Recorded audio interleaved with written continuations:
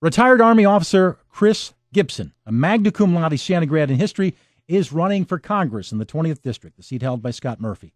Gibson earned an ROTC commission while at Siena and served in the Army for 24 years. He was deployed 7 times, including 4 combat tours in Iraq. His numerous medals include 2 Legions of Merit, 4 Bronze Stars, and a Purple Heart. Gibson has a Ph.D. in government from Cornell, and he wrote Securing the State, a book on national security decision-making. Chris resides in Kinderhook with his wife, Mary Jo, and their 3 kids.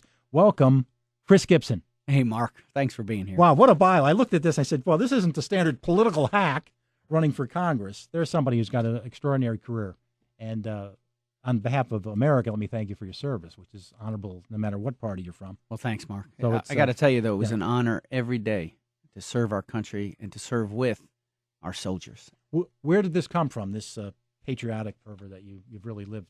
Well, you know, obviously early on because you're in ROTC here at Siena. Well, you know, this is I grew up in Kinderhook, and that's in northern Columbia County, and really an incredible environment. Nice, very quaint little town. Very patriotic community. President was from there. You're right. And that's right. Unfortunately, our governor was almost from there. And John Fass was also from Kinderhook. John's a dear friend of many years. Ran for governor 4 but years you know, indeed, a very patriotic upbringing, and always wanted to give back and to serve. And so here at Siena, more of that ethos through the Franciscan tradition, took the ROTC commission and served in our Army. So what for folks who aren't that familiar with the ROTC, I mean, Siena people are, because we have it's a pretty big deal here on campus, and still is. While you're here at Siena, you take military courses, and we used to make fun of these guys, with their little compasses, and these orienteering things. There you go. But you're learning military stuff, and you're also taking your courses, and you're earning. You graduate as a lieutenant, I think it is. That's right. Yeah, you sure do. You get commissioned as a lieutenant. That's right. And we'll go back. We'll talk a lot about your Siena experience a little later on. But why run for Congress, Chris? You're retired from the Army now. You've really done so much already. You're an author, for gosh sakes. Why take on an incumbent and try to? Well, I'll tell you, Mark, I'm very concerned about the direction of our country. We have an economy that it's underperforming. We have a staggering deficit in debt.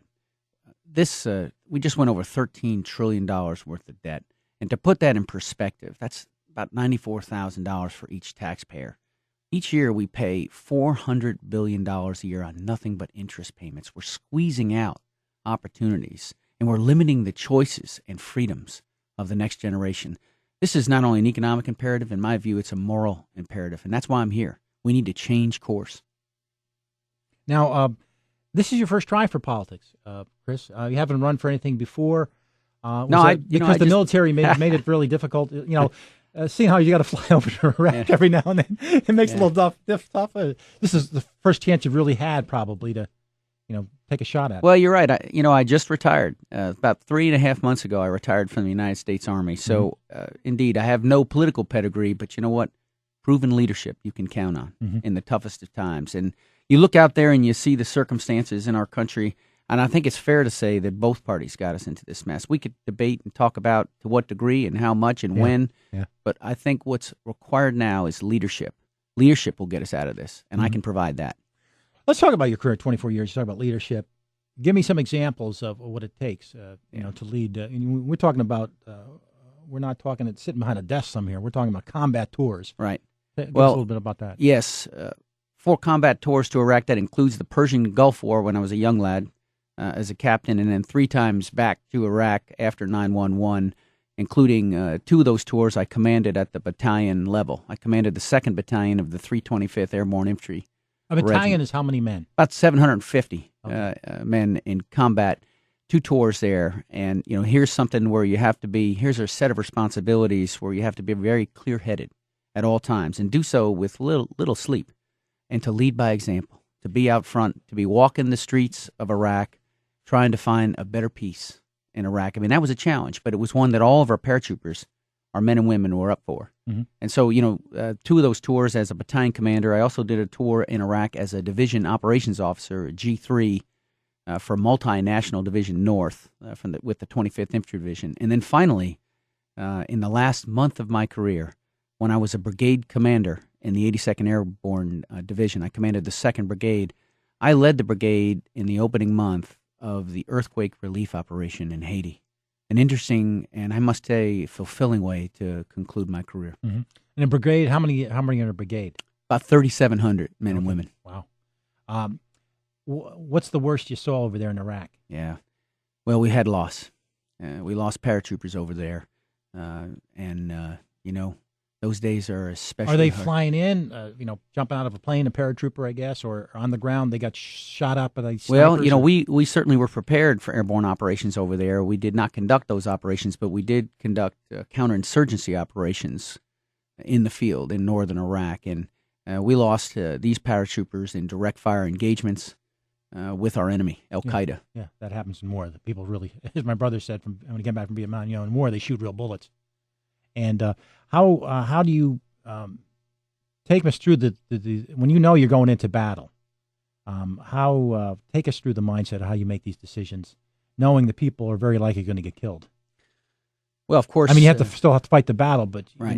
Going in that there's very likely going to be people get killed. Well, the challenge for our military right now is that we are endeavoring to help peoples to come out from under the yoke of terrorism and oppression. So in Iraq and Afghanistan, these challenges, I want to contrast them with those of our grandfathers during the Second World War.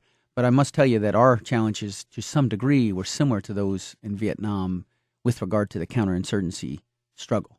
So what that means for us is we are working on a daily basis with local leaders to provide security and to help their institutions, their civil and military institutions, to have efficacy and legitimacy. Mm-hmm. And that is hard work. You're talking 18 to 20 hours a day in, day out.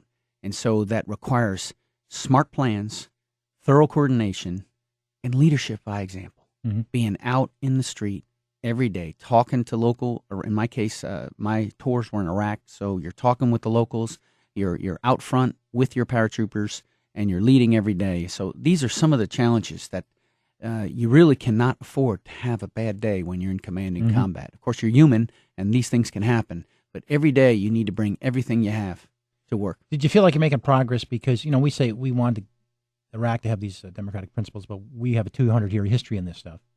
And we don't, we're not exactly a perfect democracy here either, that's for sure. Well, so how have they embraced it? And because I remember one of my brother's friends from Vietnam, he came back, he says, we were training these guys during the day and they were shooting at us at night. Well, let me say this, there have been some hard years in Iraq. There's no question about this.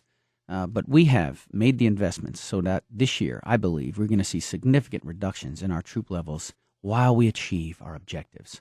And so what has been occurring over these years is we've been defeating Al-Qaeda as we have been helping train and prepare the Iraqi security forces to take care of the security in their country, even as the whole of government and in concert with our friends and allies have been working with the civilian institutions in Iraq. So where are we today in 2010?